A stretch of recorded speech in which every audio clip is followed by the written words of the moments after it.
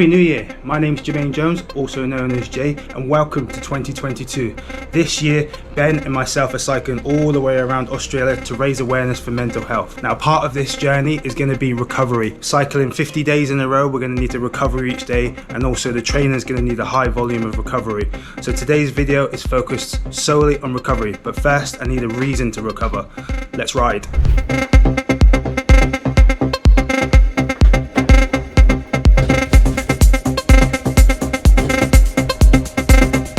So, if you're new to this channel, on August the 19th, me and Ben are cycling all the way around Australia. Now we're going to do this in a anti-clockwise loop. It's over a course of 50 days, 14,251 Ks across 50 days, which averages 285 Ks a day. Now, if you've been watching some of our videos, you'll know that I am not a professional cyclist, probably not even an amateur cyclist. Been cycling since the start of 2021, and so has Ben, and we're taking on probably a huge challenge for us and a huge challenge for most people, but it's all for a good cause on August the 19th. So like I said, today's video is really focused on recovery, but I thought I'd bring you up to speed for you new subscribers of what we're actually doing and what this channel is about. So, out on the ride, not sure how far I'm going to be going, and then the next part of this video will be going home and checking out some of my recovery methods. So let's do this. So I've just finished my 100k ride. As you can see in Sydney, it's a very hot sunny day and I'm extremely sweaty, but I've been taking in a lot of electrolytes and carbohydrate foods as I've been cycling along. It's going to be very important in this trip, just keeping ourselves fuel, not just for the day that we're cycling, but for the continuous back-to-back days that we're going to be cycling for the 50 days or 55 days. I'm just about to head home now, show you some of my recovery methods, and I've got a new toy as well to help me recover. I'm still trying to learn it as I go along, but if you've got any tips, please drop a comment below. Recovery is going to be extremely important, so I would take any advice on board.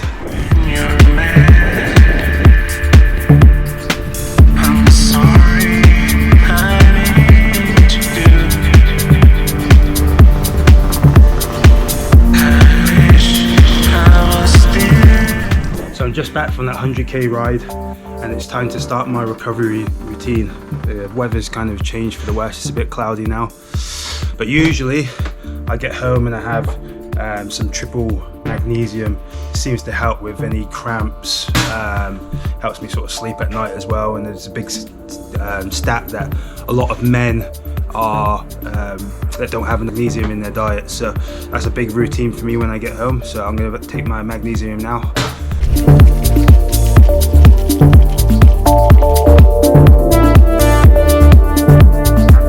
As I'm really new to cycling and I've only been cycling 8 months, I really need some advice on how to get this recovery routine down. I'm really making it up as I go along, but these are the things that have been working for me. Now this massage gun has been a huge help for me. I mean, this has actually managed to get me out on some rides. I've been having some pain in my hamstrings and stuff like that, and this massage gun has managed to get me up hills and get me out on the bike. So this is what I usually use. I get home and I go over my legs for about 15-20 minutes, all areas.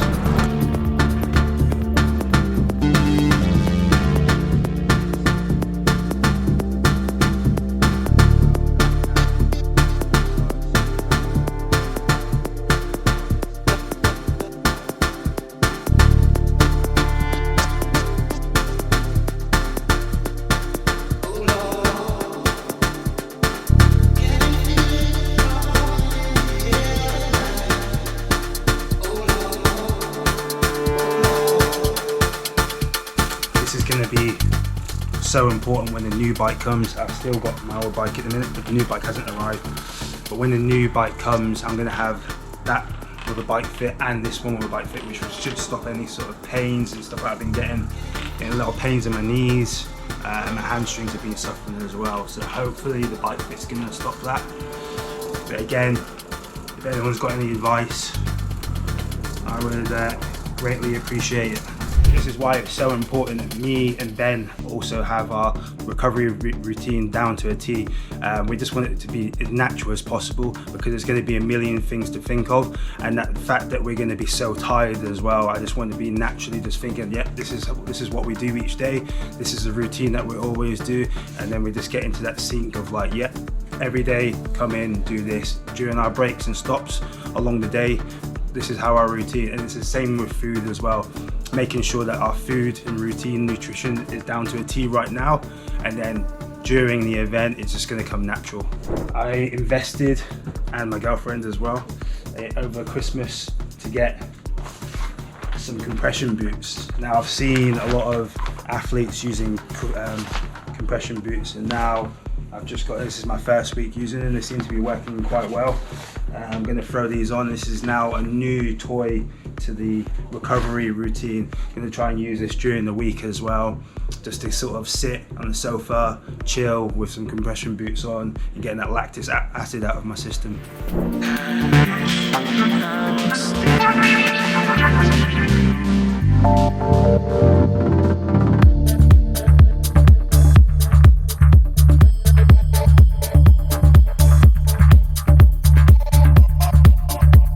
I'm not 100% sure on the science behind this, but for me, I feel like when it's tightening and compressing my legs, it's removing all the lactic acid from my legs.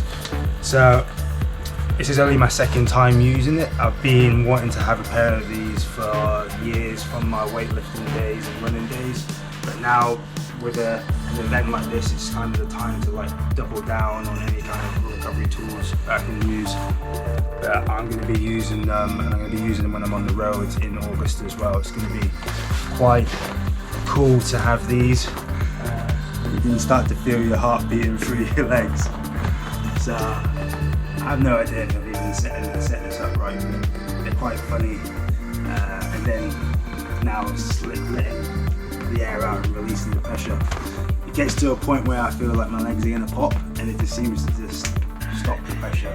But yeah, it's quite fun sitting here with these kind of Michelin Man legs.